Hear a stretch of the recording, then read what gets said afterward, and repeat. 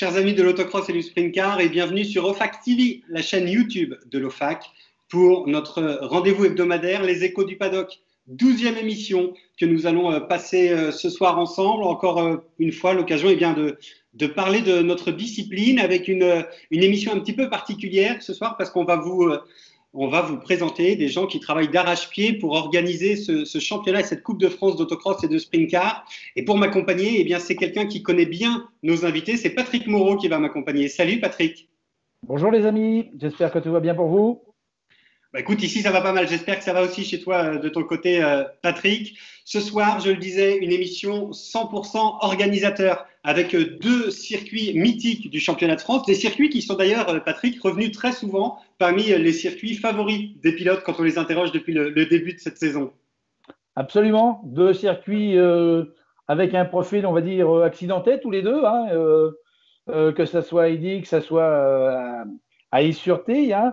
Deux circuits où la visibilité est magnifique. Et puis, toujours une ambiance à Heidi festive. Je crois que c'est la plus grosse ambiance du championnat, hein. Même si à Is, ça va pas mal. Il faut dire quand même qu'à Heidi, c'est quelque chose d'exceptionnel, hein. J'ai pour souvenir, moi, d'avoir eu le bonheur d'être ambassadeur du Madiran. Je dois dire que c'est un sacré souvenir, hein. Ça avait été une soirée fort pénible, à la fin surtout. Mais bon, c'est vraiment des souvenirs excellents, vraiment. Et je les remercie encore à chaque fois parce que chaque fois que j'ai l'occasion, je fais la promotion du Madiran. Voilà Patrick, et bien nos invités, vous les avez reconnus, on vous les avait annoncés, c'est effectivement Heidi. Alors Heidi, bonsoir, bienvenue, représentée par William Capdebosque et Marie Beetti. Bonsoir à tous les deux, bienvenue. Bonsoir à tous. Bonsoir à tous. Et c'est également Is-sur-Tille, c'est Marie-Hélène Lorca qui est avec nous et Francis Mellet. Salut à tous les deux, bienvenue. Bonsoir. Bonsoir. Voilà, on est au sud de la France et on est à l'est de la France sur ces deux circuits superbes, Patrick, comme tu le disais. Deux déplacements qui peuvent être lointains, pour moi notamment, mais à chaque fois, eh bien, c'est un plaisir de pouvoir se rendre sur ces deux épreuves qui sont vraiment deux des épreuves phares du championnat. Et tu en parlais tout à l'heure, la visibilité sur ces deux épreuves est forcément un facteur de satisfaction pour beaucoup de monde. On a plein de choses à se dire ce soir avec les organisateurs parce que si c'est compliqué pour les pilotes cette année, c'est forcément très compliqué aussi pour eux parce que au-delà de leur bébé, de leur épreuve, c'est une vie associative qu'il faut réussir à maintenir dans cette année compliquée. Donc on va avoir l'occasion de parler de tout ça. Patrick, si tu le veux bien, j'aimerais d'abord qu'on puisse situer un petit peu dans le système organisationnel où se trouvent ces gens, nos organisateurs, dans la pyramide des épreuves.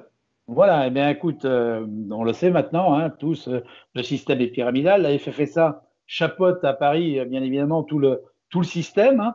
On a également, dessous la FFSA, eh bien, on a une ligue, hein, une ligue du sport auto. Alors, c'est régional, hein, ça va être la grande région. Et puis, en dessous, eh bien, vous avez des ASA. L'ASA va travailler au niveau local. Alors, tout ça, c'est la partie administrative, hein. C'est quelque chose qui est très, très important, hein, parce que c'est là où vraiment les décisions se prennent et où les responsabilités aussi se partagent.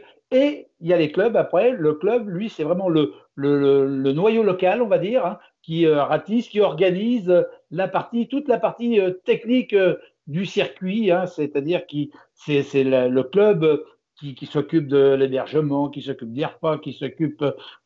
alors, en partie, le club et l'ASA de la réglementation, du règlement particulier. Tu sais que sur une épreuve, il y a un règlement particulier, hein, donc c'est l'ASA qui fait ça. Alors, je sais qu'à Is-sur-Tille, puisqu'on a la présidente du CKCVI et le président d'ASA, hein, de l'ASA terrissoise, donc notre ami Francis Mellet, hein, avec Marie-Hélène donc en présidente, qui travaillent vraiment la main dans la main. Alors, à Heidi, c'est un petit peu différent, on va dire, même s'il y a de bonnes relations, bien évidemment. Alors, à Is-sur-Tille, c'est la Ligue Bourgogne-Franche-Comté avec Bernard Demezois qui est le président de cette ligue. Du côté d'Heidi, c'est la Ligue Midi-Pyrénées avec André Diviès qui est le président de cette ligue. L'ASA l'ASA à Heidi, eh bien, c'est l'ASA Armagnac-Bigorre. C'est René Pasco qui est le président de cette ASA. Et puis, eh bien, il faut dire que le club Autoclub Madiranais, c'est le nom du club de l'organisation d'Heidi. Hein, tout comme pour Is-sur-Tille, eh bien, c'est le CKCBI. Voilà un petit peu pour situer dans la hiérarchie un petit peu tout ça. Hein. L'ASA s'occupe donc administrativement au niveau, on va dire, local, comme le club, et la Ligue regroupe, elle, toutes les ASA, et tout remonte ensuite de manière pyramidale jusqu'à la FFSA, où après on retrouve les différentes commissions de travail dont je fais partie, dont le président est notre ami Gérard Chex, donc président de cette commission, qui essaye de notre mieux, hein, c'est pas toujours facile, de faire évoluer le sport, notre discipline, en essayant de prendre eh bien, la réglementation, en proposant quelques aménagements, quelques évolutions du règlement. On propose ça au comité directeur et au bureau exécutif de la FFSA qui entérine ou pas hein, les décisions de la commission et ensuite eh bien, ça redescend. Voilà un petit peu, je crois, de situer le schéma, comment fonctionne club, ASA, Ligue et FFSA. Super, merci Patrick pour ce rappel clair et précis. Maintenant, vous saurez tout du fonctionnement et de l'organisation de la FFSA en descendant jusqu'à l'organisateur local. Patrick, une dernière question pour préciser un petit peu. L'OFAC dans tout ça, quel est son rôle? Alors, l'OFAC est l'organisateur délégué hein, par la FFSA, c'est-à-dire que la FFSA elle-même alors n'a pas les moyens ou pas la volonté, je ne sais pas. Bref, l'OFAC est organisateur délégué, c'est-à-dire que l'OFAC a reçu mission d'organiser le championnat de France. Voilà comment se passe la mission, on va dire, de l'OFAC. Alors, je rappelle que l'OFAC a un pouvoir consultatif, n'a aucun pouvoir décisionnaire en commission autocross. Toutes les décisions sont prises par la commission. L'OFAC, on leur demandera éventuellement leur avis, mais on en tient compte ou pas. Hein, mais en aucun cas, l'OFAC a le pouvoir de décider quelque chose. Ça, c'est effectivement pour l'aspect réglementaire et l'aspect local et qui concerne directement nos organisateurs qui sont à l'écran, c'est la mutualisation des moyens où là, l'OFAC, eh bien, en étant devenu le promoteur ou l'exécutant de ce championnat et de cette Coupe de France, a réussi à mutualiser les moyens et à soulager les organisateurs de quelques contraintes organisationnelles. Voilà, par exemple, eh bien, c'est nous qui nous occupons des listes d'engagés. Hein, c'est nous qui gérons les listes des engagés, que ce soit les engagés du championnat, les engagés à l'année ou les invités des organisations. Hein, c'est nous qui gérons tout ça, qui publions tout ça, qui diffusons tout ça, hein, toutes ces listes. Les règlements, après, les règlements sont diffusés par l'ASA. L'ASA qui envoie ça, elle, après, aux différents intervenants, que ce soit les directeurs de course, commissaires sportifs et autres, on va dire, officiels qui travaillent sur les épreuves. Et c'est un petit peu comme ça, voilà, que ça se met en place. Merci Patrick, c'est clair. On va, juste avant de te laisser la parole Patrick pour interroger les organisateurs, je voulais juste préciser aux téléspectateurs qui nous suivent derrière leur écran que vous pouvez nous poser des questions aux organisateurs sur le live. Hein, à côté, il y a un petit menu déroulant et vous pouvez poser vos questions. Patrick, on peut revenir, je crois, avec les organisateurs sur l'historique de leur circuit et de leur club. Voilà, eh bien écoute, le CKCBI, hein, c'est depuis 1989, hein, où eh bien, à cette époque, Joël Cadet avait monté ce club. Il avait pris également la présidence de l'ASA terrissoise, donc. Hein, et puis, c'est depuis 1999 que l'ASA terrissoise a été créée, hein, je crois. Oui, c'est ça. C'est bien ça. Oui, c'est tout à fait ça. Vous êtes en championnat de France depuis quelle année, vous? Alors, championnat de France de cross-car 1991.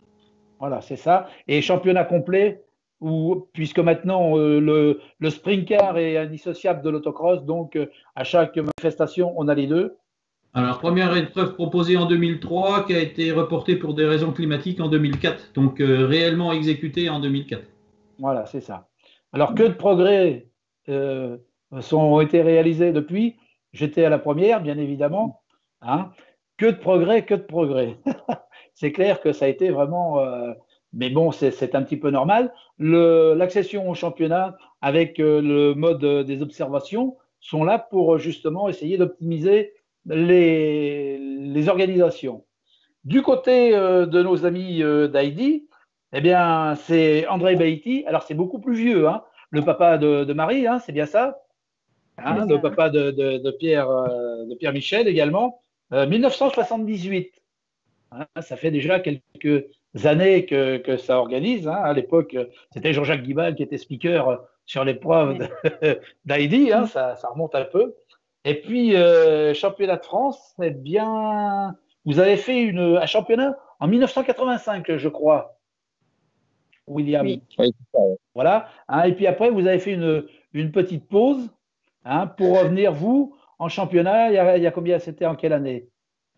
Alors, J'ai un plus championnat, souvenir. on y est revenu en 2008, mais on avait remonté le club, on avait commencé à y retravailler. Là, à l'époque, on avait 25 ans, c'était fini pour nous le temps des comités des fêtes. Donc, on s'était tous retrouvés ici et Pierre-Michel avait lancé le défi de refaire vivre le site.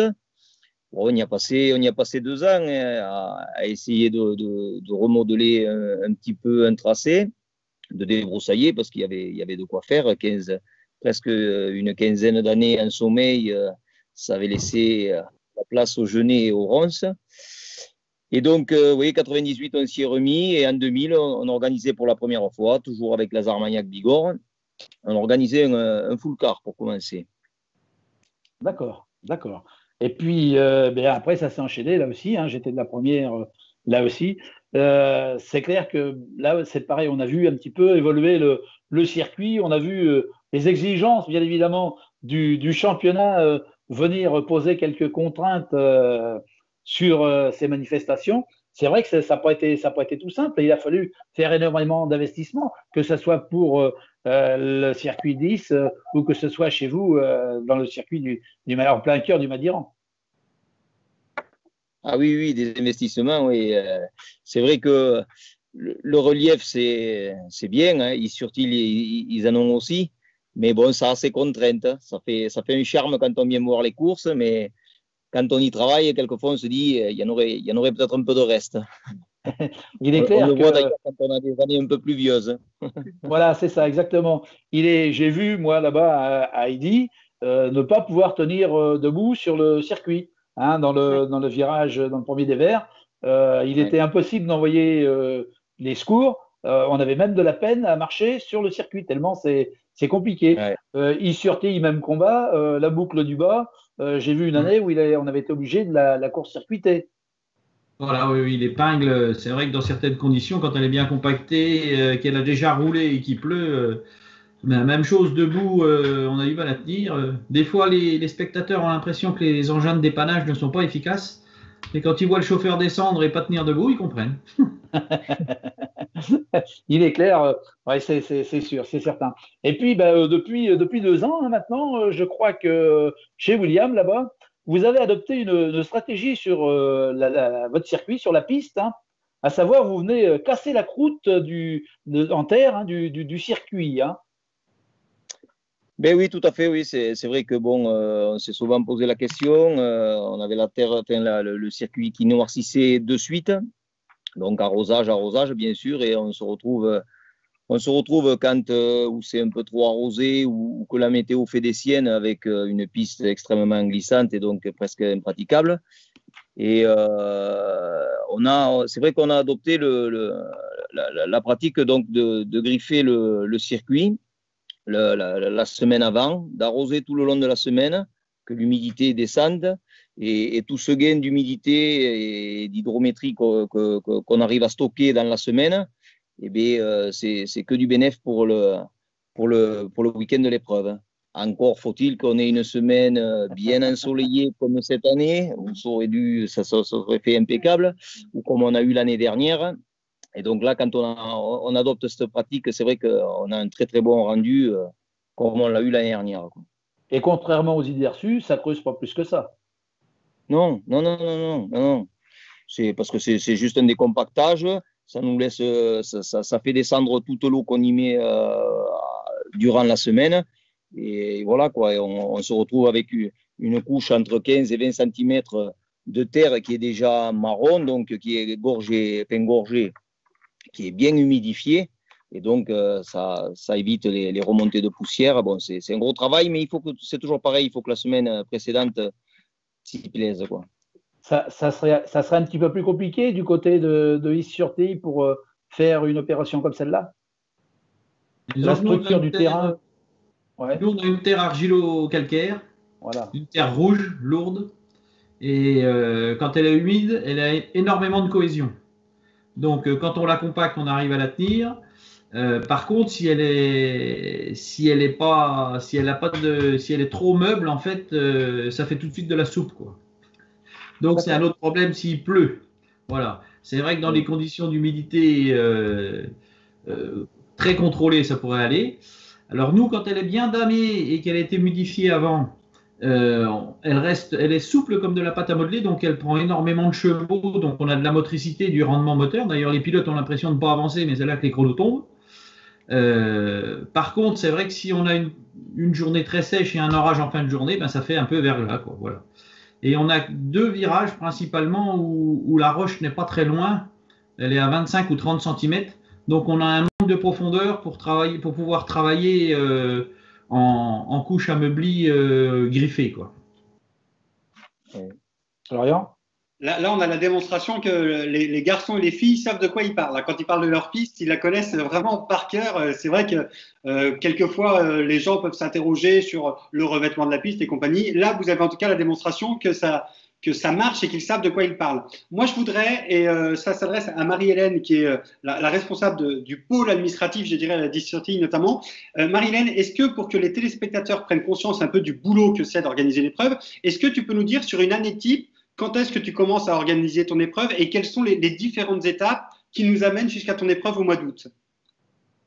Dès janvier, on envoie des demandes de convocation aux officiels pour déjà préparer notre dossier règlement particulier qui doit être déposé 2 à 3 mois avant à la préfecture. Et avant qu'il soit déposé à la préfecture, il faut déjà qu'on ait eu l'accord de la FFSA pour que ce règlement soit visé sans erreur.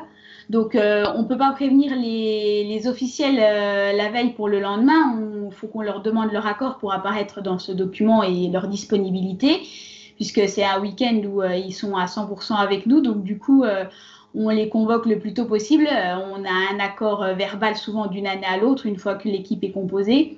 Mais c'est quelque chose qu'on renouvelle dès le début d'année et qu'on dépose à peu près à la préfecture en courant mai.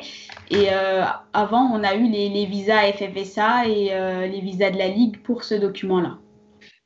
Tu viens de parler des officiels qu'il faut réussir à mobiliser, à faire venir. C'est combien d'officiels sur une épreuve comme Is-sur-Tille? Alors, dans les officiels, bien sûr, il y a les gens du chronométrage, il y a la direction de course, il y a les commissaires, il y a les services de secours. Il y a vraiment tout ce monde-là qui est mobilisé. Ça représente combien de personnes chez vous? Ça représente à peu près 80-100 personnes.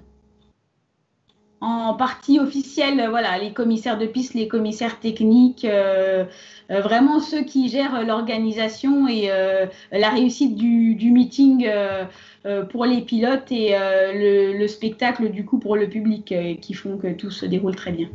Et on est d'accord que ces 80 à 100 personnes, ce ne sont que des officiels, ne sont pas pris en compte encore ceux dont on parlera tout à l'heure, vos forces vives, les bénévoles qui viennent s'ajouter à tout ça pour faire tourner la buvette, le parc pilote, les services de dépannage. C'est ça, ceux-là, c'est des bénévoles qui nous suivent toute l'année en plus et qu'on mobilise vraiment pour les week-ends de manifestation. Et donc, une fois que le dossier est déposé en préfecture, on est 3 mois avant l'épreuve, on est courant mai. Est-ce qu'à partir de là, on peut commencer à souffler parce qu'on se dit qu'il y a une grosse partie du boulot qui est faite? Ou alors est-ce qu'au contraire, maintenant qu'on y est, on est au pied du mur et maintenant il faut franchir le mur? Non, une fois qu'on a moi, personnellement, une fois qu'on a l'accord de la préfecture et qu'on sait que ça va rouler, après, c'est plus que du bonheur. Il y a encore des tas de préparatifs à faire, à gérer, puisque donc on réinforme tous ces officiels de la tenue de la manifestation avec les demandes éventuelles qu'ils peuvent avoir. Et puis, il y aura courant août, la liste des engagés, etc., les documents annexes à leur faire parvenir. Mais après, ça se déroule beaucoup plus facilement. Une fois qu'on a un accord, c'est un soulagement et c'est parti. Ça, c'est pour la partie administrative. On va demander à William, tiens, pour la partie circuit à Heidi, parce que c'est un circuit qu'il faut entretenir et préparer pour l'épreuve du championnat de France d'autocross et de sprint car. Mais attention, parce qu'à Heidi, comme à Is-sur-Tille, il n'y a pas que notre discipline favorite, il y a aussi tous les petits copains des disciplines terre qui viennent rouler. Donc, c'est un circuit qu'il faut entretenir en permanence, William. Et oui, tout à fait, oui, il faut l'entretenir toute l'année. Ici, pour notre part, bon, comme vous le savez, on organise donc l'épreuve du championnat de France d'autocross au mois de juin. Ça devrait être le week-end prochain, enfin, le week-end qui arrive. Au mois de septembre, on reçoit l'épreuve du championnat de France de camion cross. Et normalement, cette année, ça aurait dû être jumelé à une épreuve de SSV. Après, bien sûr, on fait rouler quand on le peut nos pilotes. On essaye de faire quelques journées d'entraînement. Derrière, comme je suppose aussi à Is-sur-Tille, on a des journées des week-ends même où on loue la piste à des écoles de pilotage. Ça permet, dans un premier temps, de faire connaître le site, bien sûr, de rentrer un peu dans nos frais. Donc, ça fait une rentrée d'argent qui est de toute façon nécessaire et presque indispensable pour subvenir un peu à l'entretien du site tout au long de l'année.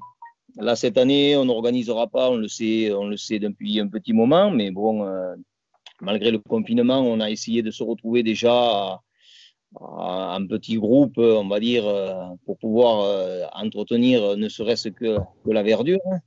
Ne pas la laisser déborder et nous envahir.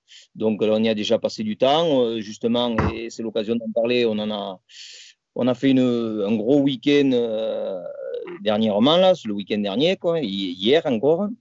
Donc, on a commencé à apporter quelques modifications sur des barrières que l'on devait refaire, tout ça, donc du travail.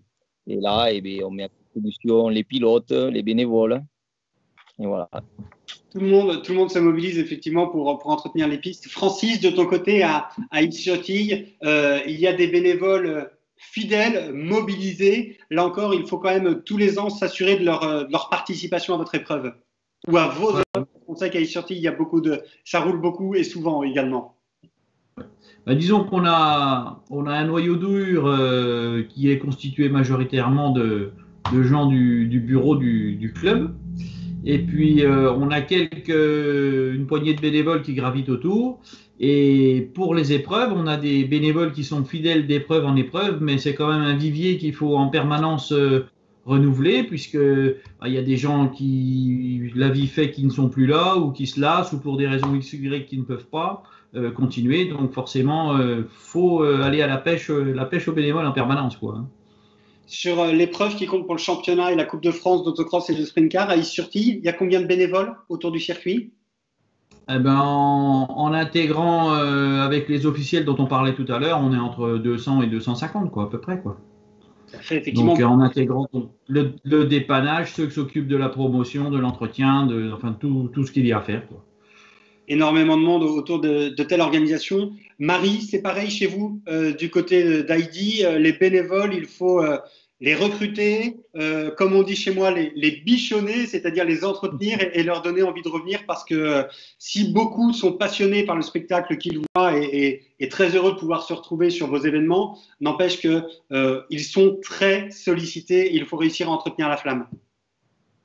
Oui, c'est ça, oui. Nous, c'est vrai qu'à Heidi, c'est pareil au niveau du noyau dur, on va dire, on va être une trentaine tout au long de l'année. Mais on a pas mal d'associations en plus sur le village. Sur un petit village, les gens sont sollicités un petit peu sur toutes les associations. Donc ouais, c'est assez compliqué. Enfin, il faut les bichonner, comme tu dis. Et puis après, c'est au niveau du week-end de l'épreuve. si on compte les officiels et les commissaires, ouais, on doit être entre 150 et 200 bénévoles, voilà, tout compris. C'est énormément de travail et énormément de monde. Quelle fierté pour autant pour des patrons de circuit, hein, je dis ça volontairement entre guillemets, pour les patrons de circuit et pour les bénévoles, quand on a le gamin local, licencié, qui revient avec le titre de champion de France dans la catégorie reine du sprint car. Bien sûr, on fait un petit clin d'œil à notre copain Jason qui a remporté le titre cette année. Là, c'est une vraie fierté pour une écurie locale. Oui, bien sûr, oui, c'est une fierté des porte-drapeaux d'Heidi. On en a quand même quelques-uns hein, sur l'épreuve du championnat. Et si on fait le tour, bien sûr, Jason cette année. On a, je pense, Benoît qui vous a fait pas mal discuter et pas mal parler cette année. La famille Buisson, donc voilà, juste pour les saluer.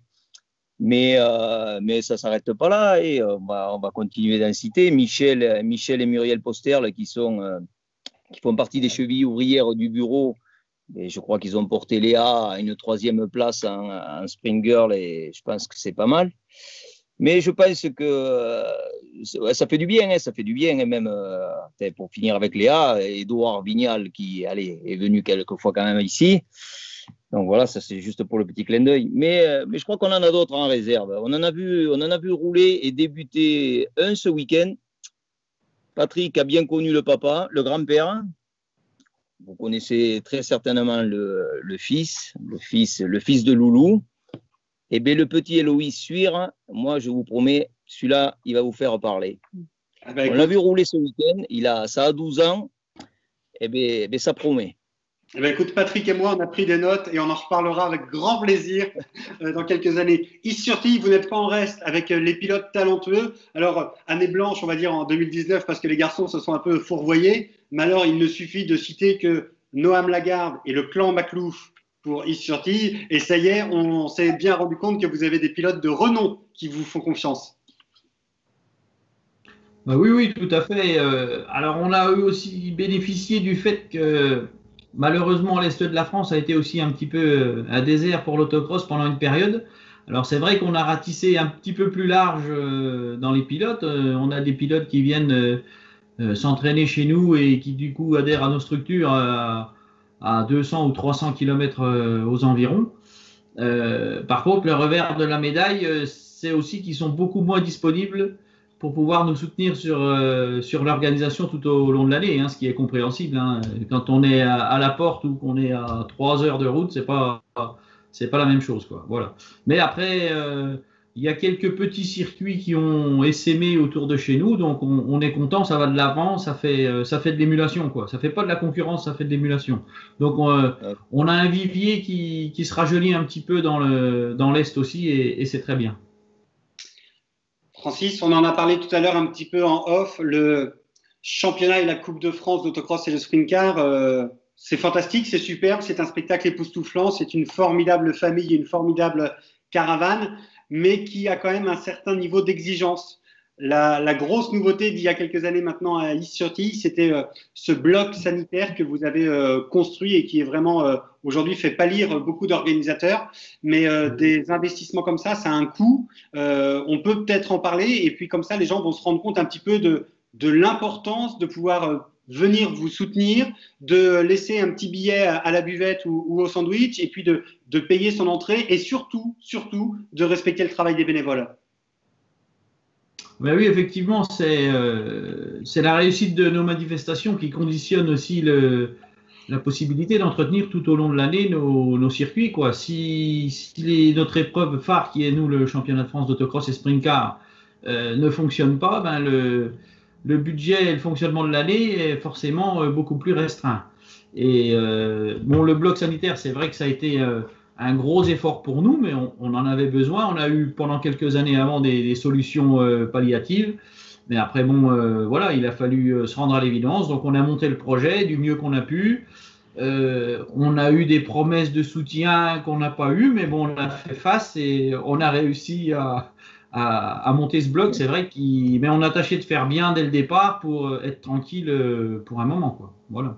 Est-ce que Francis et Marie-Hélène, on peut donner un montant vraiment pour que les gens puissent réaliser ce que ça peut coûter pour une association? On rappelle, vous êtes vraiment des associations loi 1901, il n'y a que des bénévoles, il faut aller gratter les subventions, gratter le moindre euro pour que ça puisse réussir. Et d'un coup d'un seul, eh bien, c'est peut-être 2-3 années de bénéfices qui sont investis dans ce bloc sanitaire.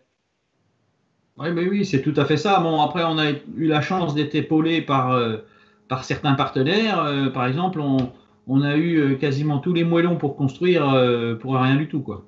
Et après, la structure principale qui est métallique, eh bien, c'est un hangar qui était prévu en démolition qu'on a été récupéré avant qu'il soit broyé par la pelle. Donc, on a fait des tas de choses comme ça. Après, bon, il y a des choses qui sont incompressibles, comme l'étude d'architecte. Eh bien, il n'y a pas le choix, là. Comme on a un bâtiment d'une certaine surface, on est obligé d'y passer, de se conformer aux contraintes de construction et tout ça. Donc là, forcément, ça alourdit un peu la note, quoi. Mais il faut se dire que pour un bâtiment comme ça, s'il avait été fait budgétisé de A à Z, ça aurait été un bâtiment qui aurait pu coûter 70 à 80 000 euros. Bon, nous, en faisant avec de l'aide et tout ça, on a pu tourner de mémoire autour de 20-23 000 euros dans ces eaux-là. 23 000 euros, ce sont des budgets énormes pour des petites associations avec tout le succès que vous avez et qui est mérité, mais 23 000 euros, c'est vraiment de l'argent. Les pilotes qui nous regardent savent ce que coûte leur machine et peuvent faire le parallèle avec les investissements que vous avez réalisés à Is-sur-Tille. Les investissements, c'est aussi à l'ordre du jour sur le circuit d'Heidi avec cette fameuse électrification dont on parle depuis des années et qui est en train de voir le jour. Oui, c'est vrai, oui, on y avait bossé pas mal l'année dernière pour essayer d'être prêt cette année.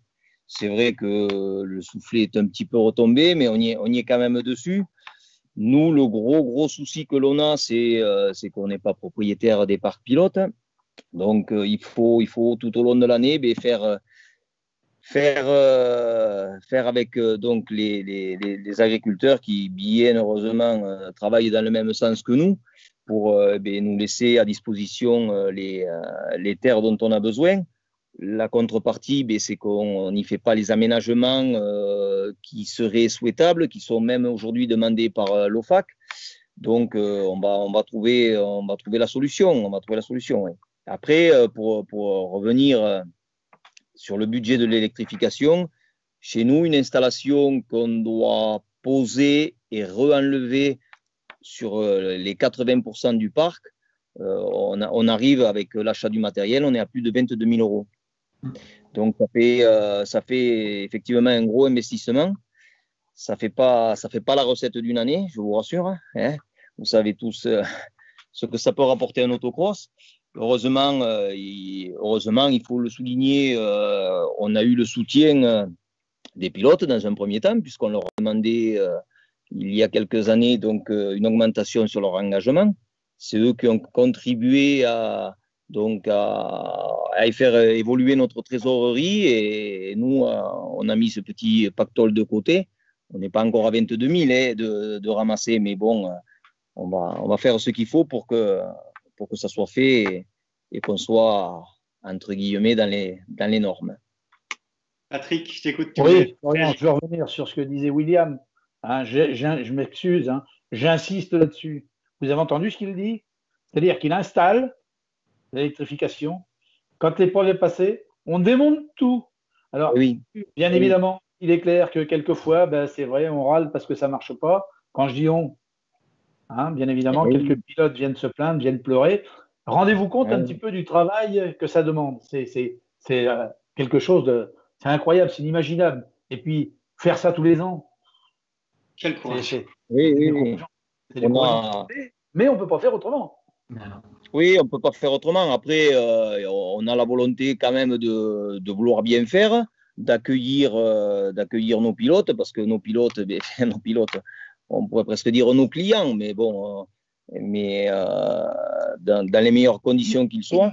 Donc c'est vrai qu'à nous, je sais qu'on n'est pas les seuls organisateurs à être tributaires des parcelles des agriculteurs avoisinants, mais bon, c'est pas toujours facile, quoi. Alors bon, on compose avec ça. Je ne sais pas comment on arrivera à composer pour faire des belles allées stabilisées, mais on y travaille. Assurez-vous, on y travaille. Moi, je suis rassuré. Je sais que des deux côtés de la France, il y a plein de ressources et plein de bonne volonté pour faire les choses bien. Euh, on va quand même parler de la désillusion de cette édition 2020, cette crise sanitaire qui là, voilà, eh bien, a mis sur le carreau vos épreuves respectives. Je voulais un peu savoir, alors c'est une question bête, vous allez me dire, mais comment ça s'est passé de votre côté? Est-ce que très vite vous avez pris conscience de la gravité de la situation et vous avez été capable de prendre du recul et de vous dire, bon, mais tant pis, ça n'aura pas lieu? Est-ce que vous avez voulu tenir bon jusqu'au bout? Comment ça s'est passé à Is-sur-Tille, par exemple? Après, je pense qu'il a fallu être réaliste assez rapidement. La situation sanitaire du début mars a fait que, je pense, on a pris tout de suite conscience qu'avec les préfectures et surtout les secours qui interviennent sur nos épreuves pour les 2 jours, ce serait très très difficile de les mobiliser dans ces moments-là, puisque donc bon, alors nous, principalement, on est déjà courant août, donc déjà les prestataires pour se déplacer sur les manifestations sont moindres, pour faire plusieurs demandes. On sait que leurs retours ne sont pas toujours favorables puisque c'est en août, mais en plus, là, après l'effort qui leur aura déjà été demandé pendant la crise, on s'est dit que ce serait tout de suite très, très compliqué. Et par rapport à nos partenaires, on a quand même beaucoup de partenaires qui nous font vivre le circuit et qui nous aident dans toutes ces manifestations. On s'est tout de suite rendu compte que ce serait très compliqué de leur demander un effort alors que de leur côté, je pense que même financièrement, ce serait très difficile. Donc du coup, pas leur mobiliser du temps supplémentaire. On s'est rapidement rendu à l'évidence qu'il faudrait annuler, même si nous, on n'avait pas encore trop de recul puisqu'on est en août, on s'est dit très rapidement que ce ne serait pas possible. Et puis, tu disais ne pas aller chercher les partenaires, c'est aussi de la décence, effectivement, être suffisamment décent pour ne pas aller demander de l'argent à l'entreprise locale qui est en souffrance, qui est peut-être même à l'arrêt complet. Compliqué d'aller frapper à la porte pour demander quelques euros pour aider à organiser l'épreuve. Il y a des partenaires qui s'étaient d'ailleurs déjà engagés depuis le début de l'année à nous soutenir. Nous, on s'est permis de les rappeler pour voir s'ils voulaient maintenir leur engagement ou pas, mais 95% étaient heureux qu'on les rappelle, même si des fois c'est des petites sommes de quelques centaines d'euros, mais pour eux c'est une bouée, quoi. Donc il faut faire la part des choses, quoi. Il faut faire la part des choses, effectivement, Francis. Du côté d'Heidi, comment ça s'est passé cette crise sanitaire avec vous, une épreuve rapprochée, parce qu'on était normalement la semaine prochaine, hein, donc il a fallu réagir vite là aussi. Oui, réagir vite, oui. Il y avait beaucoup de choses qui étaient retenues, comme dans chaque organisation. Beaucoup de choses se font presque à la sortie de l'épreuve pour déjà l'année d'après. Moi, je pense souvent ici à tous les gîtes parce qu'on paye un paquet de nuitées. Donc, il y a des gîtes. Bon, c'est pas encore dans des périodes, on va dire, encore, on n'est pas au cœur de la saison. Mais bon, il y a les gîtes et c'est vrai que tout le côté médical, ça allait être de suite un gros souci. On sait la peine qu'a Claude, puisque c'est Claude Cassagnos qui a en charge de toute la partie, on va dire, secours. Donc, la Croix-Rouge, les médecins, tout ce qu'on met en œuvre pour assurer la sécurité. C'est déjà très dur de les avoir pour le jour de l'épreuve. Donc, on se doutait bien que ça n'allait pas le faire, quoi. Donc, c'est vrai qu'on a eu tout au long du début de la crise des entretiens avec notre ASA. Et bon, et René Pasco nous disait que de toute façon, il fallait être prudent et attendre. Bon, et puis on se doutait bien que ça n'allait pas le faire, quoi. Est-ce que l'un ou l'autre, vous avez songé à reporter votre épreuve pour éventuellement participer à un championnat de fin de saison qui aurait comporté 4 ou 5 courses, ou est-ce que c'est inenvisageable parce qu'il faut remobiliser les bénévoles sur une autre date? Enfin, est-ce que c'est une idée qui a traversé vos esprits respectifs? Non, nous pour notre part, de reporter, c'était pas possible. On pensait que si l'affaire entre guillemets s'était un petit peu tassée, bon, on allait assurer le camion cross. Bon, c'est vrai qu'il faut jongler sur les 2 calendriers. Bon, ça s'est pas fait ni pour l'un ni pour l'autre, mais pour nous reporter c'était trop trop de contraintes. Et pour assurer dans une bonne organisation, ça n'aurait pas été possible. Francis? Nous à Is-sur-Tille, on y a réfléchi un petit peu. Mais après, comme Heidi, on est tributaire aussi des agriculteurs, hein, ne serait-ce que rien que pour le parking public, qui est à chaque fois des parcelles cultivées mises à disposition. Bon, le parc pilote, c'est aux agriculteurs, mais on le loue, donc c'était moins. On est obligé de le louer à l'année pour l'avoir à disposition tout le temps. Et après, où on s'est rendu compte tout de suite que ça serait compliqué aussi, ce serait pour mobiliser nos bénévoles, qui, pour beaucoup, ont l'habitude de se caler sur le mois d'août, alors à régler leurs vacances aussi en fonction de l'épreuve. Et puis aussi pour donc tout ce qui était secours, la difficulté de déplacer les week-ends par les médecins d'épreuve, par les secouristes, par les ambulances, et qui ont payé donc aussi un lourd tribut pendant cette pandémie, quoi. Effectivement. Après, c'était en plus proposer un calendrier plutôt de fin d'année, avec une météo beaucoup plus incertaine, surtout Aussi. par chez nous, quoi. On avait beaucoup plus d'inconnus par rapport à ça, et tenir tout un week-end, si on a tout un week-end de pluie, on se voyait moins organiser quelque chose de finalement, entre guillemets, bâclé par rapport à ce qu'on sait faire et ce qu'on aime faire. Parce qu'on a aussi, mine de rien, les gens viennent voir nos manifestations parce que ce sont de belles épreuves. Donc on a un devoir de qualité et de résultat. De niveau de qualité à maintenir, effectivement, puisque celui qui est venu l'année précédente et qui dit à ses amis viens voir, c'est formidable, s'il arrive sur une année un peu moyenne ou bâclée, comme tu viens de le dire, Marie-Hélène, effectivement, ça n'aura pas le même impact. Marie-Hélène, Francis, est-ce que les bénévoles restent mobilisés et vous ont déjà donné rendez-vous en 2021 ? Alors, on a la chance d'avoir quand même un noyau de bénévoles assez présent. Donc, oui, ceux qu'on a pu voir, contacter, nous ont tous témoigné leur soutien et puis sont prêts à repartir pour l'édition 2021. Et nous aussi, surtout. Heidi, on sait que vous avez roulé le week-end dernier, vous avez travaillé le week-end dernier sur le circuit, les bénévoles sont mobilisés et les journées tests que vous organisez, les journées portes ouvertes, permettent, tout comme à Is-sur-Tille, de faire vivre le terrain et permettent aux bénévoles passionnés de venir en prendre un petit peu plein les yeux et plein les oreilles de cette poussière qui nous manque tant cette année. Je n'aurais jamais cru dire ça un jour, mais la poussière des circuits me manque. Oui. Ah, oui, pardon, oui, la poussière te manque. Oui, nous aussi, elle nous manquait. On en a mangé un petit peu ce week-end. Alors oui, c'était juste une petite journée, on va dire, pour les gars qui étaient venus bosser le samedi. C'était juste une petite parenthèse pour pouvoir juste rouler, essayer comme ça, quoi. On fera deux journées d'entraînement. Les dates ne sont pas finalisées encore, mais on fera 2 journées d'entraînement pour pouvoir accueillir un peu plus de monde et se retrouver autour de quelques machines.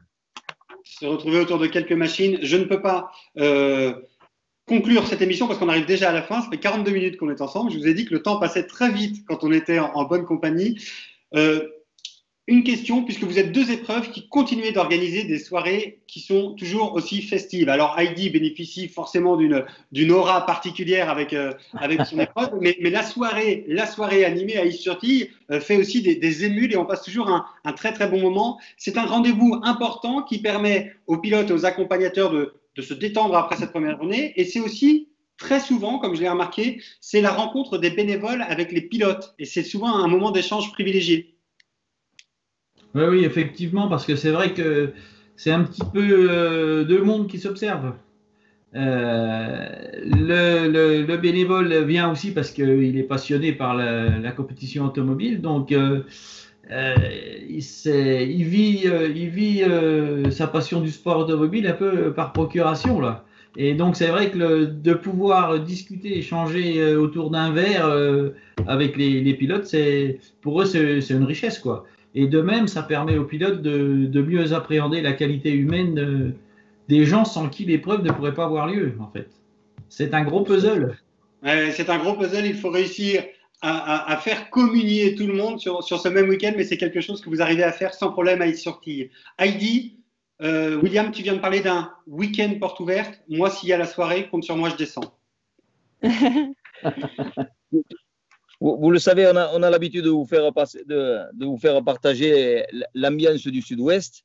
Je crois que beaucoup y ont adhéré et dès qu'on le pourra, on en refera. Bah, écoute, super. Patrick, peut-être un mot pour conclure. Oui, oui, tu sais qu'il y a quelques années, l'organisation d'Heidi, la date tombait en même temps que la fête du village. Écoute, j'ai jamais vu une bifteck comme ça. Ah, mais Je n'avais jamais vu ça. Hein, il y avait 20 mètres de braise pour alimenter les barbecues. C'était quelque chose d'exceptionnel. Et on était au milieu des gens du pays, on va dire. Hein, tu sais, là-bas, ça marche comme ça. Et on se déplace de village en village, comme ça. On vient faire la fête les uns chez les autres. Et une ambiance vraiment extraordinaire. Pas un mot plus haut que d'autres. Aucune embrouille, vraiment. Tout dans un excellent état d'esprit. Vraiment, le Sud-Ouest, c'est vraiment que du bonheur, que du bonheur. Alors, bien sûr, nos amis d'Is-sur-Tille, eux aussi, hein, c'est sympa. Mais c'est autre chose, c'est différent. C'est plus la même culture, on va dire. Hein. Il manque un peu le soleil, c'est plus. On sent déjà qu'on se rapproche un peu de la frontière. On n'est pas loin de l'Allemagne, on n'est pas loin, même si c'est 300-400 km encore, c'est déjà plus la même mentalité. Mais on s'amuse bien. Ça, moi, je vous promets, il y a toujours un bon accueil. Et puis, on a des organisateurs qui sont tellement formidables, mais tellement formidables. Cette bifteckade dont tu parles, Patrick, je crois, sans me tromper, que c'est un de mes premiers souvenirs d'autocross. Elle a dû avoir lieu en 2008 et c'était le week-end du 14 juillet, il me semble bien.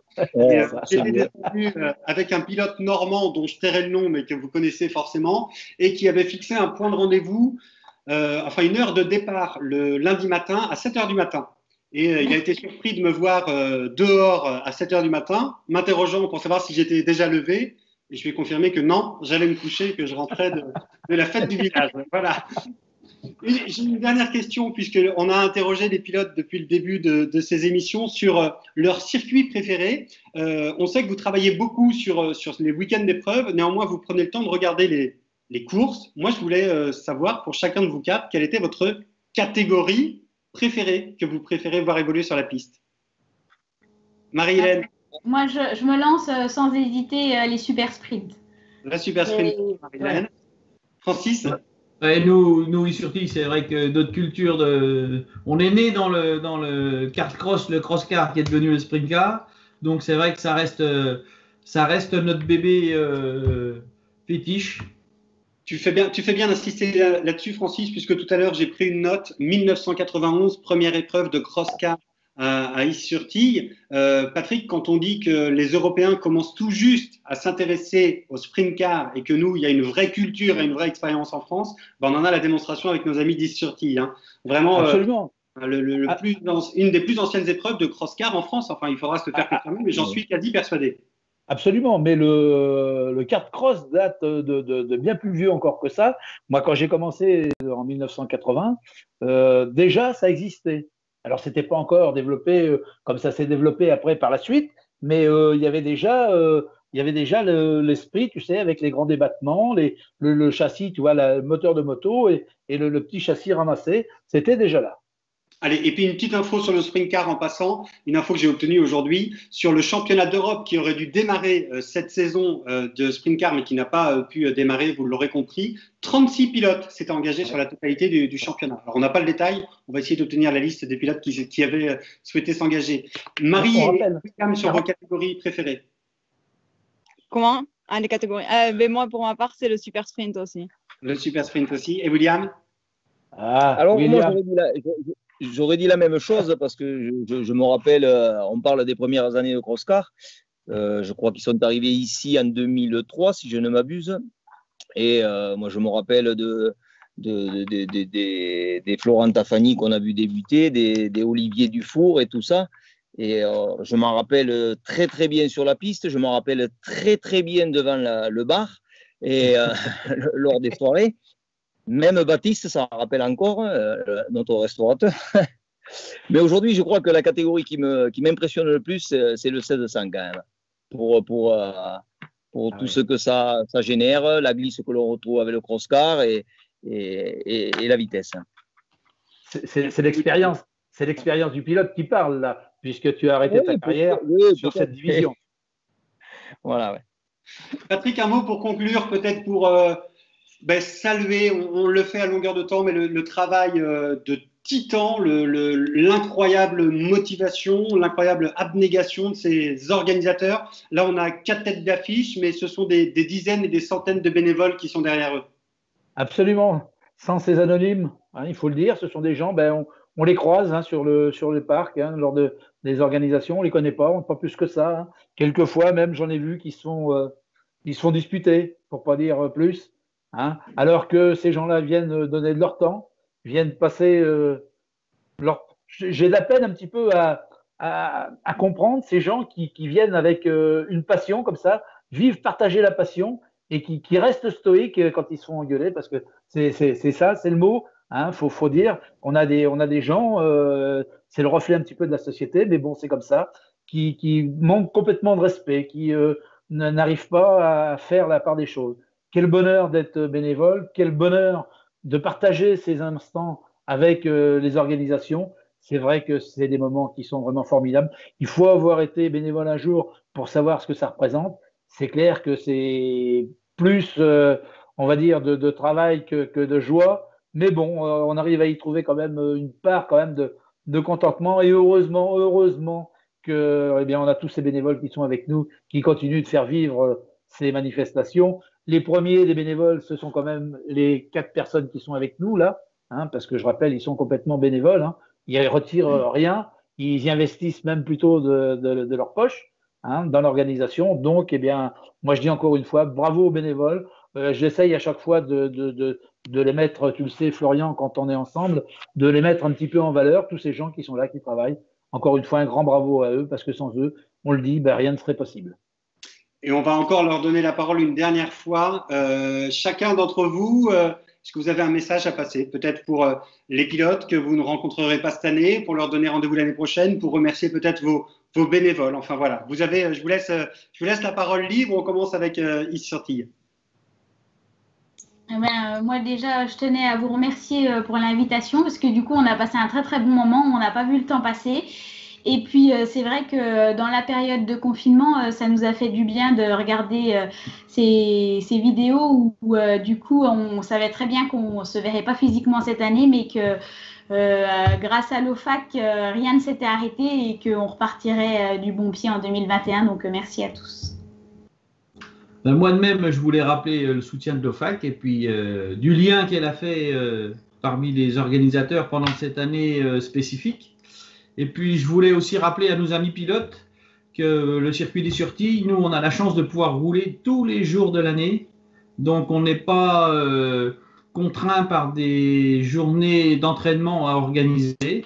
Donc, s'ils souhaitent venir rouler chez nous, ils peuvent se rapprocher de nous. Et depuis le 30 mai où le circuit est déconfiné totalement, eh bien, ça n'arrête pas. Merci Francis. Marie?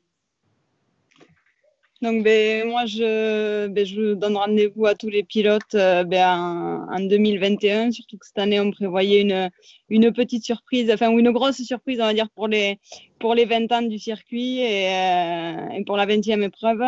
Donc, rendez-vous en 2021. William? Eh bien, merci à vous de mettre un peu en avant les organisateurs. C'est je pense, une bonne chose. J'espère que, au travers de tout ça, même si je pense quand même que beaucoup de pilotes sont un petit peu conscients des frais que peuvent générer l'entretien d'un circuit, l'organisation d'une épreuve. Merci de mettre donc tout ça en avant. Moi, j'aimerais remercier tous mes bénévoles, mes bénévoles qui, je pense, nous regardent. Et j'espère les retrouver vite, très très vite, devant un bon casse-croûte comme on sait les faire ici, arrosé avec un petit Madiran ou un bon petit Pachering pour l'apéritif. Et puis j'espère vous revoir à vous tous très très très vite. Et juste pour finir, tant que j'y pense, merci à l'OFAC pour toute la dynamique qu'elle met en œuvre autour de tout ce que vous savez faire, et toi en particulier Florian, toute cette médiatisation qui, mais si, au travers de tout ça quand même, ça nous apporte pas mal. On serait incapable, nous, à notre niveau, et chacun individuellement, de le faire. Donc, merci à tous les membres de l'OFAC.